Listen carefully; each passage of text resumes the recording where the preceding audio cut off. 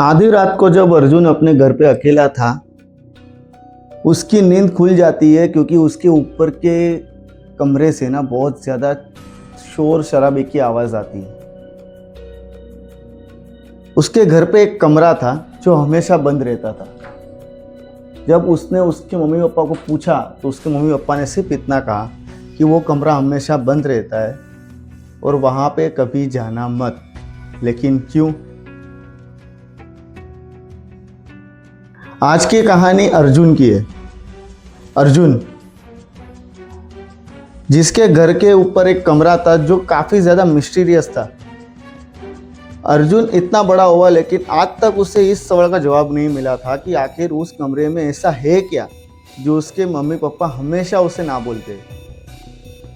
एक रात अर्जुन घर पे अकेला था। उसके घर पे बाकी सब शादी में गए थे। अर्जुन को नहीं जाना था, इसलिए वो घर पे रहा और आराम कर रहा था, सो रहा था।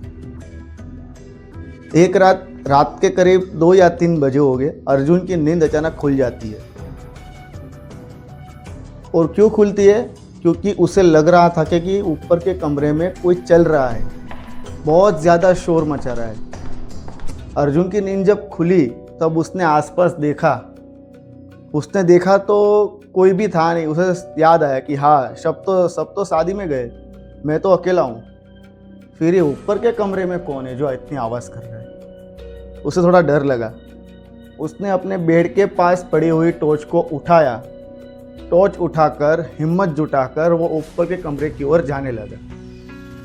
ऊपर के कमरे के जैसे ही नज़दीक पहुंचा, उसने देखा कि उस कमरे का दरवाज़ा थोड़ा सा खुला हुआ है और अंदर से एक रोशनी आ रही है।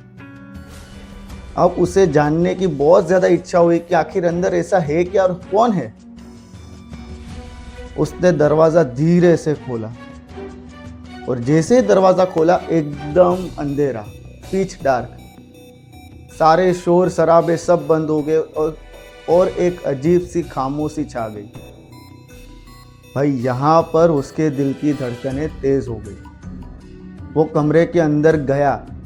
उसकी टॉर्च की लाइट भी बंद हो गई।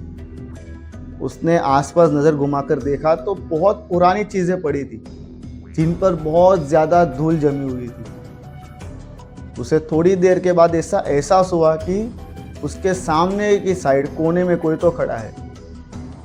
उसने घबराकर अपनी टॉर्च को पहले 2 बार ऐसे मारा। 2 बार मारने के बाद उसकी टॉर्च जब चालू हुई तो उसने कोने में टॉर्च की तो वहाँ पे कोई नहीं था। उसे लगा कि वो डर गया है तो उसको ऐसा वहम हुआ होगा, लेकिन नहीं। अब वो इस कमरे से बाहर निकलने जा रहा था। जैसे ही उस कमरे के दरवाजे के पास वो पहुंचा, दरवाजा अचानक से बंद हुआ जोर से। और उसी समय उसके पीछे से किसी ने बोला, मना किया था कि इस कमरे को मत खोलना। वो डर के मारे पीछे मुड़ा। जैसे ही पीछे मुड़ा वैसे उसकी नज़र एक फोटो फ्रेम पे जाती है। वो ध्यान से उसे देखता रहता है और देखता है तो वो क्या पाता है कि उस फोटो में उसी की फ़ोटो है। उस फोटो फ्रेम में उसी की फ़ोटो है। वो देख के थोड़ा सा घबराता है और तभी अचानक उसी फोटो के अंदर से एक भयानक सा चेहरा बाहर आता है। उसे पकड़कर वापस उसी के अंदर खींच के ले जाता है और वापस पूरे घर में सन्नाटा। दूसरे दिन जब उसके घर वाले सुबह शादी से घर आए तब पाया कि अर्जुन तो घर पर है ही नहीं। पूरे घर में छानबीन की। फिर पता चला कि अर्जुन ऊपर कमरे में गया था। ऊपर का दरवाज़ा भी खुला हुआ था। घर वालों ने बहुत कोशिश की उसे ढूंढने की, लेकिन वो कहीं नहीं मिला। उस दिन के बाद उसके घर वालों ने वो घर भी पूरा का पूरा सील मरवा दिया और दूसरी जगह रहने चले गए। लेकिन वो उस फोटो में अर्जुन की फ़ोटो क्या कर रही थी और आखिर उस कमरे में ऐसी क्या चीज़ थी, इस बात का पता तो आज तक कोई नहीं लगा पाया।